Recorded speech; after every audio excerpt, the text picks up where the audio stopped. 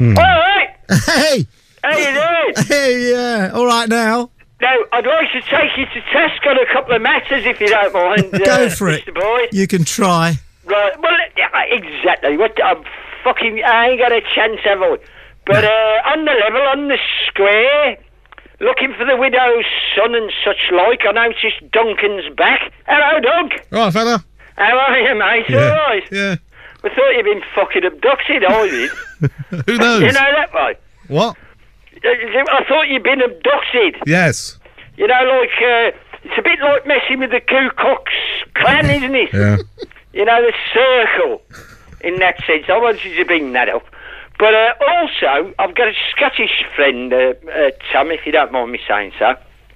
And somebody has to have a Scottish friend, I suppose, isn't they? He's bang on, he's a good lad. He's right from the heart of Glasgow, right in the town. And he's like a lot, he's getting on now, he's in his 60s, Peter. And he says that everybody used to have to come into town to fight him. You know, that way, you couldn't get any closer, he was in the bus station. And, but, yeah, if you was having to go at the Kirk and such like, you know, people, they could rip your heart out for doing that kind of thing, you know, Tom.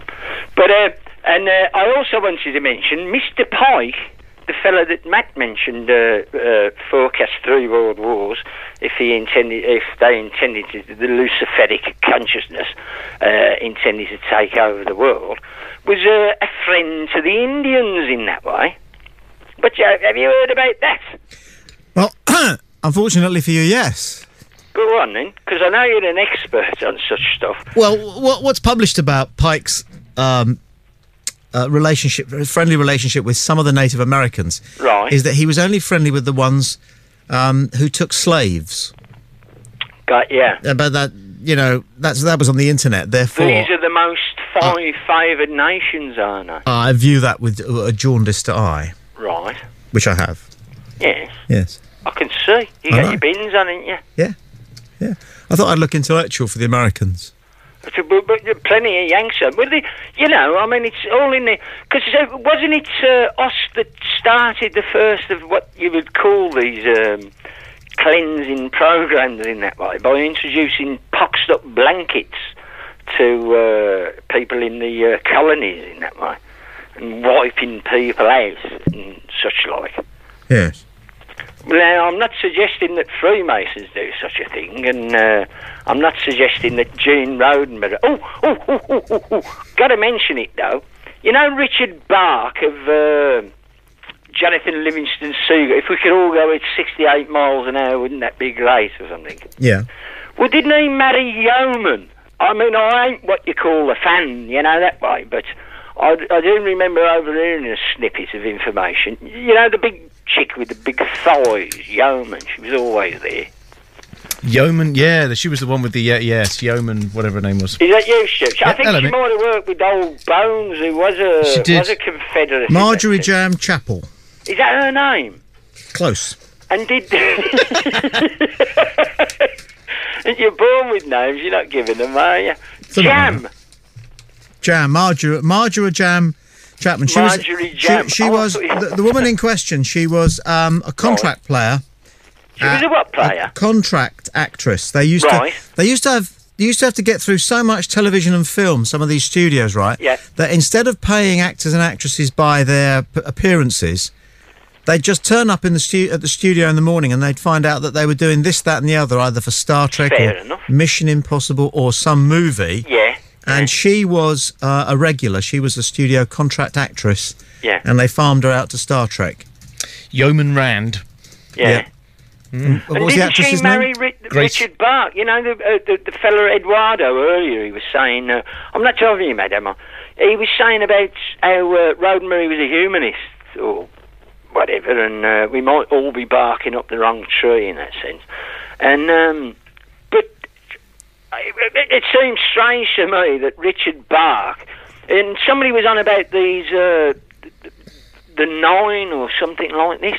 Wasn't that Heaven's Gate thing and all?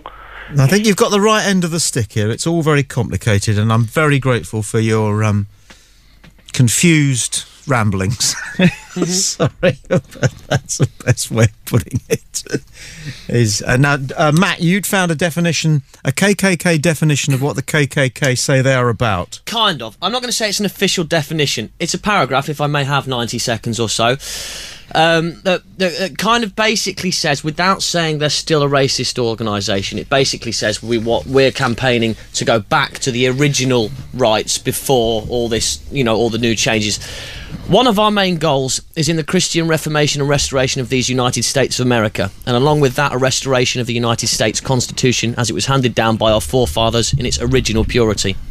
We uphold and defend the old original Constitution as it was before the war between the states, and we uphold and defend the principles of states' rights. We utterly reject and openly oppose the illegal criminal fraud known as the United States federal government and all of the illegitimate puppet state governments it's spawned since its inception in 1861. This is a Christian church, protective political military organisation and Christian identity holy order of knighthood with Almighty God as our champion and chief defender. We stand in bold defiance of all police state tyranny.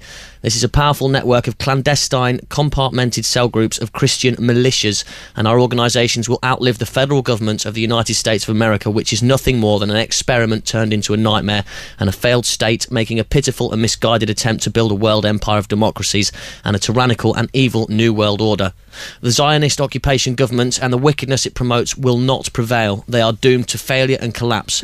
We will have our old constitutions back, and we will have back our Republic of Republics, these United States of America, along with the rights and liberties that are our white, Christian, American, patriotic heritage, blessing and birthright. In this epic struggle, there will be no compromise and no surrender. White, Caucasian, American patriots will, in the long run, be victorious. We are the true defenders of liberty. We will serve no king but King Jesus. Okay.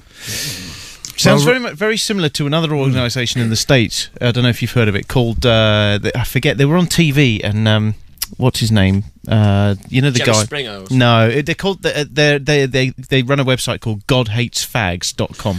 Right. Oh, they were on there. Louis Theroux. That's it. Yeah. That's the name I was trying to think of. So it has a very similar type of statement on their outlook. But of course, they obviously decree that all homosexuality is bad, and that it's against the will of God, and that all the rest of it. Same sort of type. That was just to answer the guy earlier who says, "Does anyone really know what the Ku Klux Klan are about? And, are they still such a racist?" Which sounds like it to me. Yeah.